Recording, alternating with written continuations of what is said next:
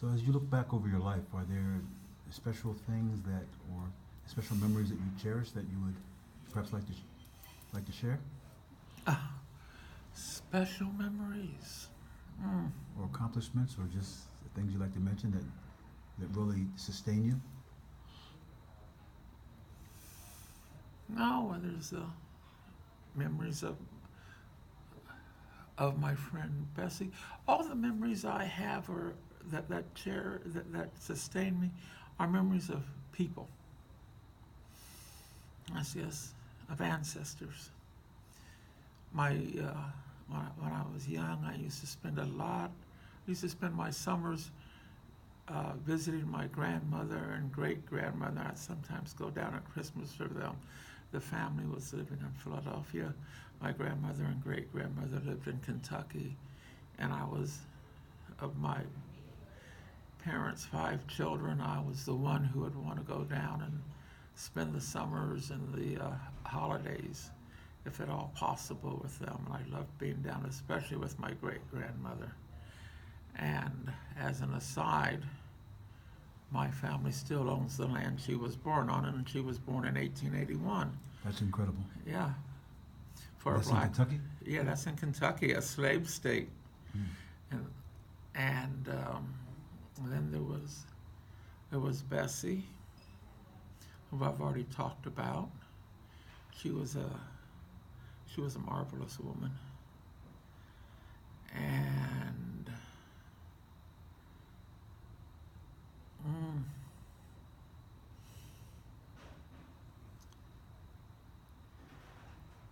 and then I had some school teachers who were special.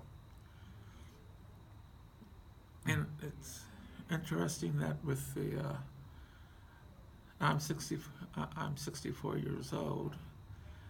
It's interesting that with Facebook, I've actually been able to reconnect with some old school teachers Mm. from junior high school. Isn't Facebook amazing? Yeah, Facebook's amazing. And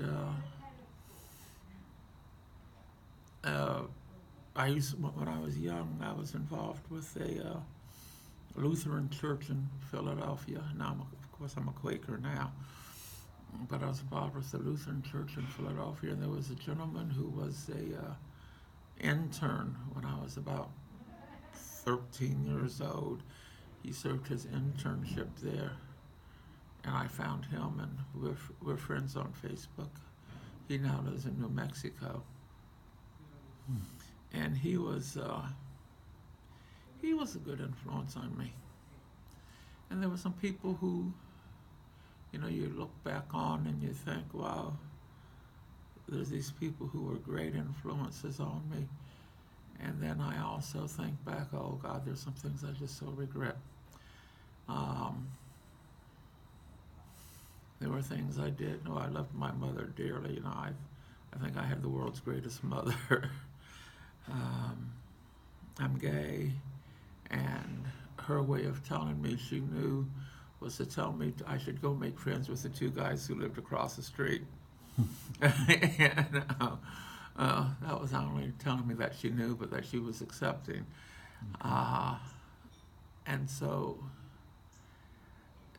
she was a person. Her attitude was, "If you're happy, I'm tickled pink," was one of her favorite expressions. And she never tried to tell us what we had to believe. She was AME, African Methodist Episcopal. Mm. And there was a time we were sitting in the kitchen talking, and it was at a time in my life when I was searching spiritually, leaning toward Judaism. And my mother looked out the kitchen window, and we had a peach tree in the backyard. And she said, "Carter, I don't care what you believe in, but you have to believe in something. I don't care if it's the leaf on the tree in the yard." And she pointed to the tree. So my parents were loving and caring people. Well, my father had a few issues, but my mother made up for them tremendously. Um, and I had a few missteps in life, ended up in prison a couple of times, but those were mostly survival things. And never anything of violence. Okay. I've always been a nonviolent person. I was raised by a father who was in the Navy for 20 years. And yet, as I was coming of draft age at the end of the Vietnam War, he came to me one day and said, if they try to draft you, I'm taking you to Canada myself. Hmm. That's powerful. Yeah. And he was not a Quaker. You know, he had served his time, but he did not agree with that war. And he had gotten, you know, he was retired from the service, and he wasn't going to let that happen to me. Hmm. So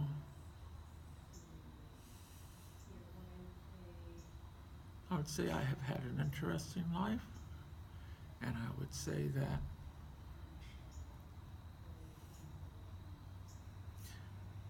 I would have to, you know, going back to Mom,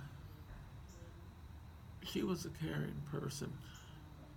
I know there was a period when we had a young lady where she took in someone who wasn't a member of the family to live with us, and she didn't have to do that. That's what black families do, though. You know, my family's taken in many people who weren't Yeah. part of our family, but they became part of our family. Yeah, yeah. There were, yeah, there have been,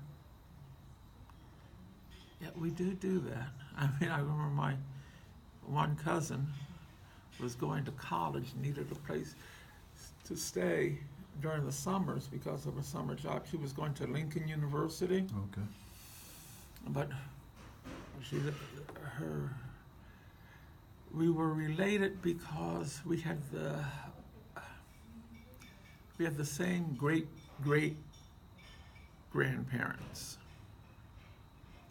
And her mother called and asked my mother if she could stay with us during the summers. And of course, you know, yeah, sure, why not? So she stayed with us for several summers and over the winter breaks as well, because she had work in Philadelphia.